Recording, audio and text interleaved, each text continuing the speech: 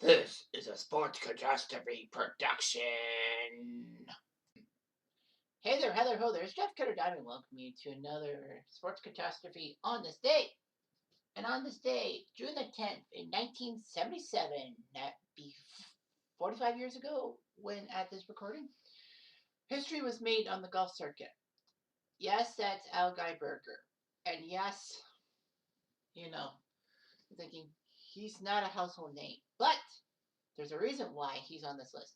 Because Al Geiberger was the first player on the PGA Tour to hit a 59, a sub 60 score in golf. Now, as you should know, golf is a tough game to play.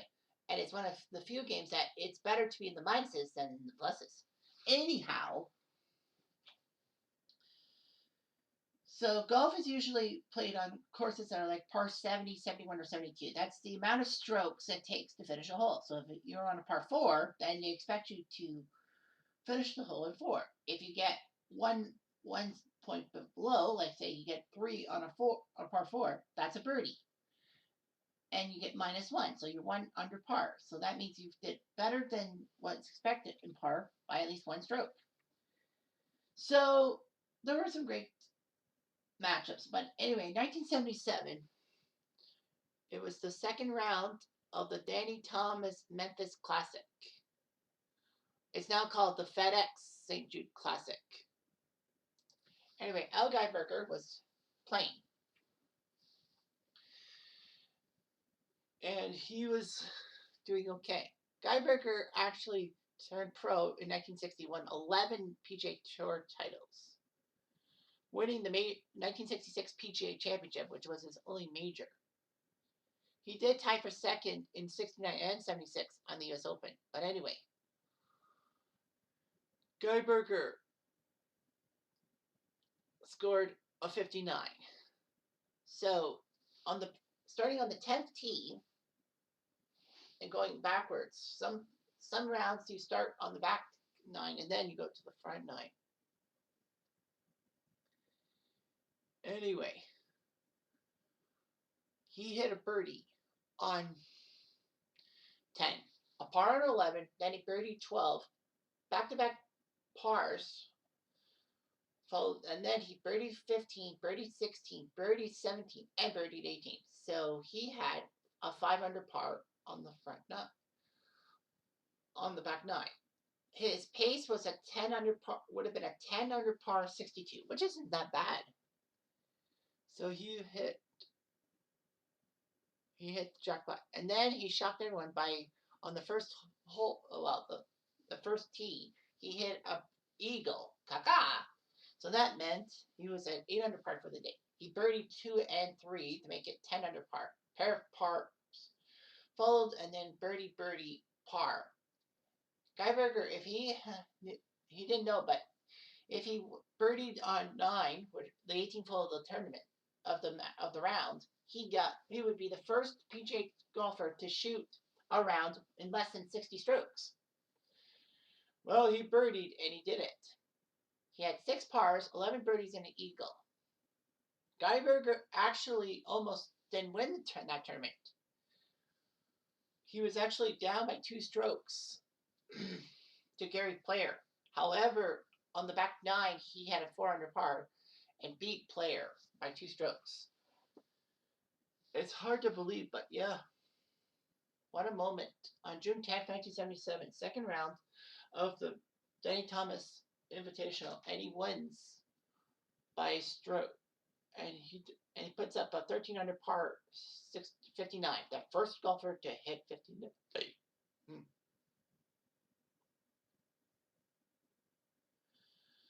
Well, Al Geiberger actually had 6 children. His son, Brent Geiberger, was a professional golfer who won a couple of PGA Tour events. And if you're a fan of the ASG golf tournaments, he won the March tournament in the 40s, 50s, 90s group. Another son coached Pepperdine to an NCAA golf championship in 1997. And Al's father was actually a victim in the Tenerife airport disaster when 2 Boeing 747s collided on the runway. Geiberger actually does not have his colon. It was due to inflammatory bowel disease and had an ileostomy.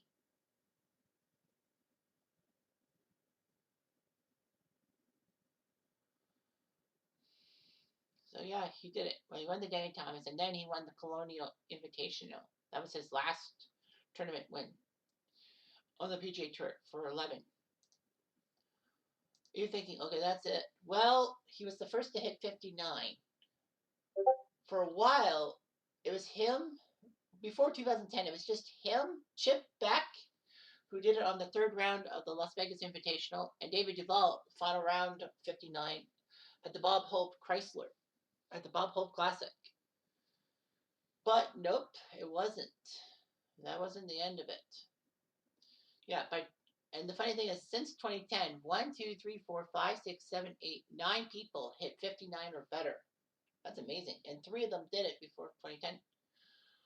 2010 saw 2. Paul Goidels hitting a 59 in round 1 of the John Deere Classic, and Stuart Appleby, the Aussie, final round at the Greenbrier Classic. 2013, Jim Furyk put up a 59 with a 12 under par round in round 2 of the BMW Championship. Justin Thomas in 2017 went in the first round of the Sony Open in Hawaii. Got a 59. Adam Hadwin, the Canadian, third round of the Career Builder Challenge. He got that.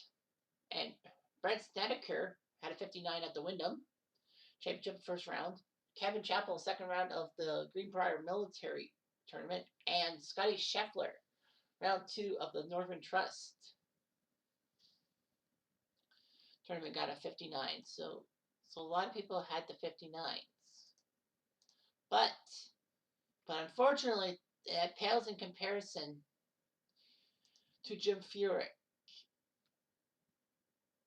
In the final round of the Travelers Championship in Connecticut, he was looking good and all that.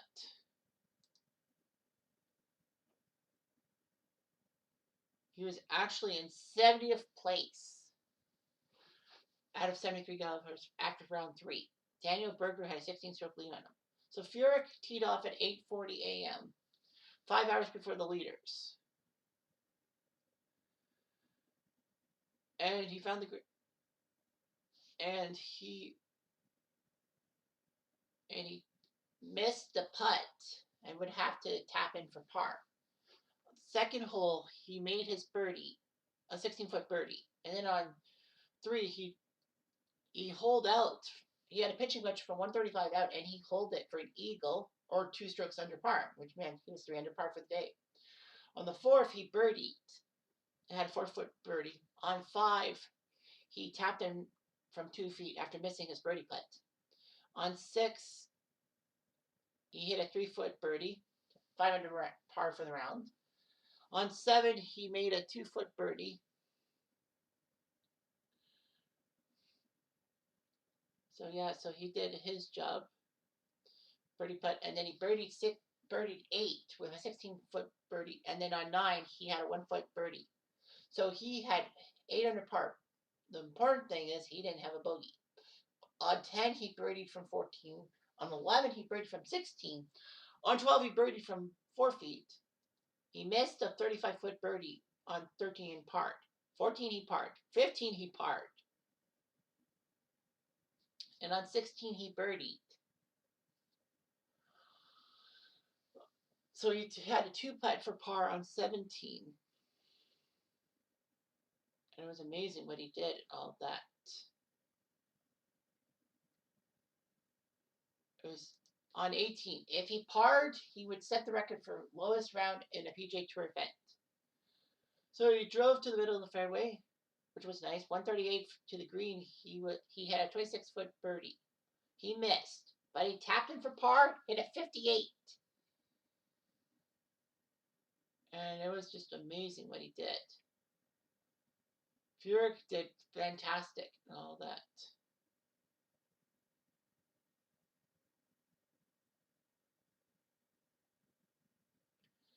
So anyway, Furyk had missed a couple of key opportunities to do better, but it didn't matter. So Furyk actually did well, a 12 under par 59. The only problem was he didn't win the tournament. Nope, he was so far out after 3 rounds that it was hard to make the comeback. However, he did tie for 5th, which isn't half bad. He fell to Russell Knox. But here's the thing. Here's what people forget and didn't know, and I didn't even know until I did my research. Jeff Furyk almost got disqualified during that round. How? Well, here's the thing. His playing partner, Miguel Carballo, almost not almost screwed up the scorecard. If you know the history of screwing up a scorecard, the biggest example is Roberto Di Vincenzo in the 1968 Masters tournament. I suggest you look it up.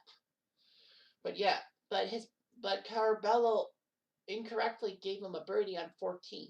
Fortunately, though, Carballo realized his mistake before submitting the scorecard. If your playing partner submits an incorrect scorecard, then you're disqualified. But if he does it on purpose, then he's disqualified too. Furyk luckily was not disqualified because Carballo saw that error, and thankfully did too. Furyk would have checked over his stuff and said, "Wait a minute, I hit a par, not a birdie."